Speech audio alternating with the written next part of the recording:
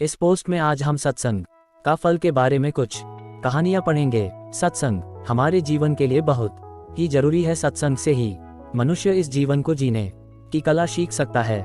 सत्संग हमारे जीवन का एक ऐसा शुद्ध वाणी है जिसे सुनने के बाद जीवन तृप्त हो जाता है। सत्संग की बहुत महिमा है।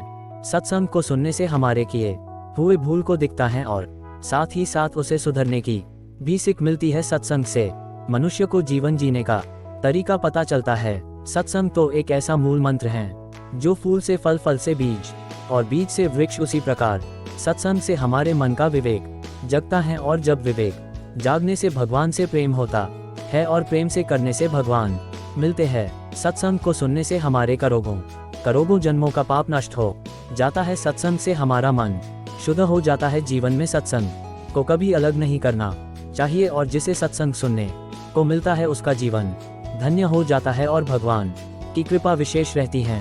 एक गांव में एक मोहन नाम का लकड़हारा रहता था। वह बहुत ही गरीब था। मोहन जंगल से प्रतिदिन लकड़ी लेकर बेचता था। लकड़ी बेचकर जो 10-20 रुपये मिलते थे उसी से उसका गुजरा होता था। एक दिन रोज की तरह जंगल में गया और बहुत सारे लकड़ियाँ इकट्ठा किया और बेचने चल दिया। रास्ते में एक मंदिर था।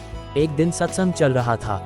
मोहन ने वहां लकड़ी रखा और सत्संग सुनने लगा। सत्संग में उसे इतना मन लग गया था कि वह भूल गया कि लकड़ी बेचने भी जाना है। इस पोस्ट में आज हम सत्संग का फल के बारे में कुछ कहानियां पढ़ेंगे। सत्संग हमारे जीवन के लिए बहुत ही जरूरी है। सत्संग से ही मनुष्य इस जीवन को जीने की कला सीख सकता है। सत्संग हमारे जीवन का एक ऐसा शुद्ध वाणी है जिसे सुनने के बाद जीवन तृप्त हो जाता है।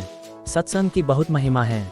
सत्संग को सुनने से हमारे किए हुए भूल को दिखता है और साथ ही साथ उसे सुधरने की भी सीख मिलती है। सत्संग से मनुष्य को जीवन जीने का तरीका पता चलता है। सत्संग तो एक ऐसा मूल मंत्र है जो फूल से फल, फल से बीज और बीज से वृक्ष। उसी प्रकार सत्संग से हमारे मन का विवेक जगता है और जब विवेक जागने से भगवान से प्रेम होता है और प्रेम से करने से भगवान मिलते हैं। सत्संग को सुनने से हमारे करोड़ों जन्मों का पाप नष्ट हो जाता है। सत्संग से हमारा मन शुद्ध हो जाता है। जीवन में सत्संग को कभी अलग नहीं करना चाहिए और जिसे सत्संग सुनने को मिलता है उसका जीवन धन्य हो जाता है और भगवान की कृपा विशेष रहती है।